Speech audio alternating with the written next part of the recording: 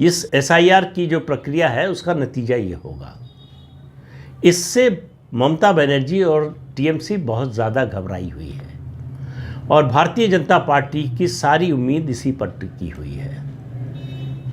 तो क्या election commission ये एक्सरसाइज जिस तरह से बिहार में हो रही है, अभी तक तो लग रहा है कि बड़े स्मूथ तरीके से हो रही है।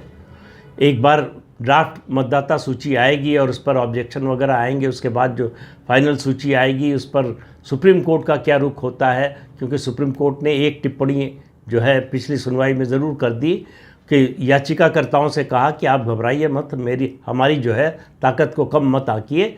अगर बड़े पैमाने पर लोगों का नाम गलत तरीके से काटा जाता है मतदाता सूची से, तो हम पूरी सूची को रद्द कर सकते हैं।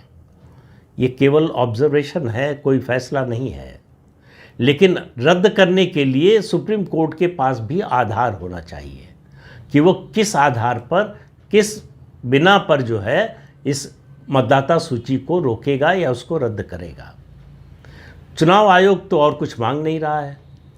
और आप ये देखिए, याचिकाकर्ताओं में सबसे ज़्यादा बेचैनी है 3 चीज़ों को लेकर: आधार, राशन कार्ड और मतदाता पहचान पत्र, कि इन 3 को एक्सेप्ट किया जाए। सुप्रीम कोर्ट ने कहा भी है चुनाव आयोग को कि इनको भी ले लीजिए।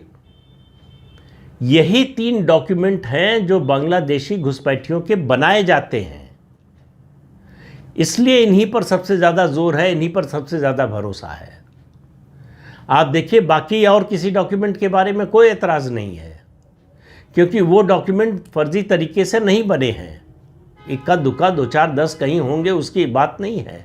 बड़े पैमाने पर अगर फर्जी तरीके से डॉक्यूमेंट बने हैं तो वो है आधार, राशन कार्ड और मतदाता पहचान पत्र, ताकि बांग्लादेशी घुसपैठिए अपने को भारतीय नागरिक के रूप में पेश कर सके जहां भी देश के जिस भी राज्य में जाए। तो चुनाव सुधार अब तक देश में कई हुए हैं, बहुत सारे हुए हैं, बड़े बड़े हुए हैं।